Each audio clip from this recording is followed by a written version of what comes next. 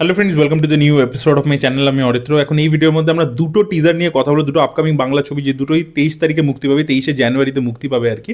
তো একটা হচ্ছে বিজয়নগরের হিরে, মানে কাকাবাবুর যে আপকামিং ছবি, ফোর্থ পার্ট, যেটা ডিরেক্ট করছেন চন্দ্রাশিস, এবং আরেকটা হচ্ছে রাজ চক্রবর্তীর আপকামিং ছবি আর কি, যেটার নাম হচ্ছে হোক কলরব বলে, যেটা পোস্টার চলে এসেছিল। তো হোক কলরবের টিজারও আজকে ড্রপ করে গেছে, কাকাবাবুর টিজারও আজকে ড্রপ করে গেছে। তো দুটোরই রিয়াকশন দেবো এই ভিডিওর মধ্যে।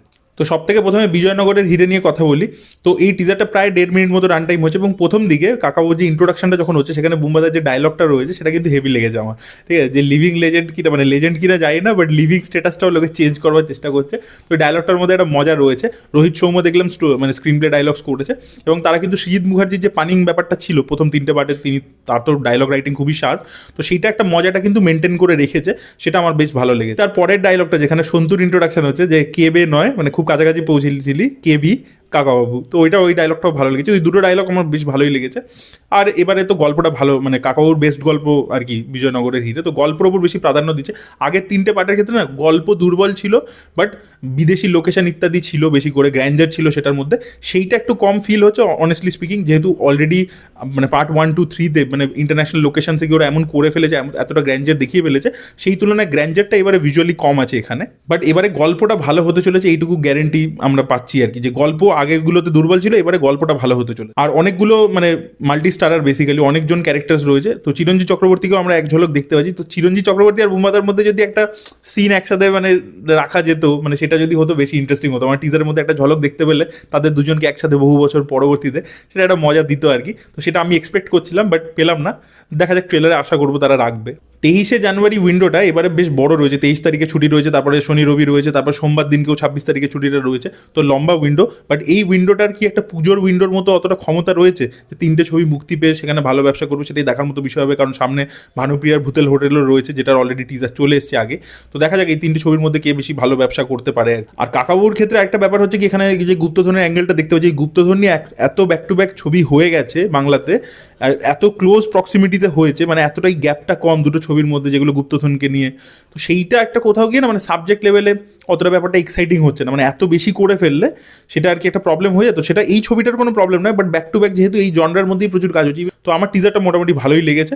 আর বুম্বাদাকে তো অ্যাজ ইউজুয়াল কাকাবাবু হিসেবে খুবই ভালো লাগে, তাকে আমার বেশ ভালো লেগেছে। তো দেখা যাক কীরকম হয়। হরনা চক্রবর্তী আর কি এখানে অ্যাসোসিয়েটেড রয়েছেন ছবিটার সাথে, আর চন্দ্রাশিস দেখা যাক কীরকম কাজ করেন। তো দেখা যাক, রিয়েলি লুকিং ফরওয়ার্ড। আপনাদের কেমন লেগেছে বিজয়নগরের হিরের টিজার অবশ্যই কমেন্টে লিখে জানাবেন। আমরা কথা বলছি হোক কলরবের টিজার নিয়ে। তো এই টিজারটা কিন্তু আমার কিক্যাস লেগেছে। দেখুন, রাজ চক্রবর্তী কিন্তু শাশ্বত চট্টোপাধ্যায়কে সেই আজ থেকে নয় বহু বছর আগে, সেই প্রলয় থেকে কিন্তু হেভি মাসিভাবে প্রেজেন্ট করে আসছে। অনিমেষ দত্ত একটা কাল্ট ক্যারেক্টার হয়ে গেছে, তারপরে কিন্তু ক্ষুদিরাম চাকি এই ক্যারেক্টারটা, আমি তো এক্সপেক্ট করছিলাম যে অনিমেষ দত্তকেই দেখতে পাবো হয়তো, বাট দেখলাম ক্যারেক্টারটার নাম দেওয়া হচ্ছে ক্ষুদিরাম চাকি। আপনারা বুঝতেই পারছেন দুটো নামকে মিক্স করে করা হয়েছে, সেটা ভালো লেগেছে। আর যখন ডায়লগটা দিয়েছে আমি ঝুলি না ঝোলাই, ওই ডায়লগটা আমার হেভি লেগেছে। সেই যেমন অনিমেষ দত্তের ডায়লগটা ছিল যে আমি মবলি না কবলি, মেলাবেন তিনি মেলাবেন, খেলাবেন তিনি খেলাবেন। তো ওটাও হেভি ডায়লগ ছিল। এই ডায়লগটা আমার হেভি লেগেছে, 5 লাইনটা। এবং টিজারটা যেখানে শেষ হচ্ছে, সেখানে শাশ্বত চট্টোপাধ্যায় জঞ্জিরের যে একটা ফেমাস সিন আছে না, অমিতাভ বচ্চন বলে জব তক बैठने के लिए ना कहा जाए तब तक खड़े रहो शराफत से, ये পুলিশ স্টেশনে তোমার বাপ কা ঘর নেই। ওই সিনটাকে দেখবেন সিংহামেও একভাবে আর কি প্রেজেন্ট করেছিল আর কি। তো তার পরবর্তীতে ওই সিনটাকে নিয়ে একটা নতুন স্পিন দিয়ে যেভাবে এখানে প্রেজেন্ট করেছে, সেটা দেখে মজা লেগেছে। কোথায় বলছে যে বসতে কি বলেছি, তাহলে বলছে জাস্ট কিডিং। ওইটা আমার হেভি লেগেছে। তো কমেডি থাকতে চলেছে, যেরকম মানে মাসি ব্যাপারটাও মানে শাশ্বত চট্টোপাধ্যায়ের ক্যারেক্টারের মধ্যে থাকে, সেরকম তাকে দিয়ে প্রচুর কমেডিও করানো হয়। তো সেটা আমি দেখার জন্য মুখিয়ে রয়েছে এই ছবির মধ্যে। যাদবপুরে 2023-এ যে ঘটনাটা ঘটেছিল, সেটাকে কেন্দ্র করেই হতে চলেছে, আপনারা বুঝতেই পারছেন। এবং ওই ক্যাম্পাসের মধ্যে অনেক আরও এরকম সুইসাইড হয়েছে। এই বছরই কিছু মাস আগে একটা হয়েছিল। তো এই ধরনের জিনিসপত্রকেই আর কি কেন্দ্র করে হচ্ছে, এবং সেখানে স্টুডেন্টদেরকে মোটামুটি ভিলেন দেখানো হবে, যে তারা একটা নিজেদের পুরো মাফিয়ার মতো চালায় ব্যাপারটা, এবং কোথাও পুলিশের সাথে একদম হেড অন কলিশন হচ্ছে। সেই ধরনের জিনিসপত্রই এই ছবির মধ্যে দেখাবে, সেটা বোঝা যাচ্ছে। এবার দেখা যাক এই ছবিটাকে নিয়ে কন্ট্রোভার্সি ইত্যাদি হবে বলে মনে হচ্ছে আমার। পরিচালকের একটা পলিটিক্যাল পার্টির থেকে সে বিলং করে। আর আপনারা জানেন যে ইউনিভার্সিটিটাকে দেখানো হচ্ছে, নাম না করেই পরিষ্কার বোঝাই যাচ্ছে, সেটাও টিজার একটা শর্ট দিয়ে বুঝিয়ে দিয়েছে যে কোন ইউনিভার্সিটির ব্যাপারে কথা বলা হচ্ছে এবং সেখানে কী ধরনের রাজনীতি চলে। তো সেটাকে কোথাও ক্রিটিসাইজ করছে, সেই স্টুডেন্টদেরকে অ্যান্টাগনিস্ট হিসাবে দেখাচ্ছে, সেটা তো পরিষ্কার হয়ে গেছে টিজার থেকে। তো সেখানে কোথাও কি একটা এই ছবিটাকে নিয়ে কন্ট্রোভার্সি হবে, এবং যে ছবি নিয়ে কন্ট্রোভার্সি হয় সেই ছবি নিয়ে কিন্তু কথাবার্তা যত বেশি হবে, তত ছবিটা হিট করবার চান্সেসও কিন্তু বেশি থাকবে।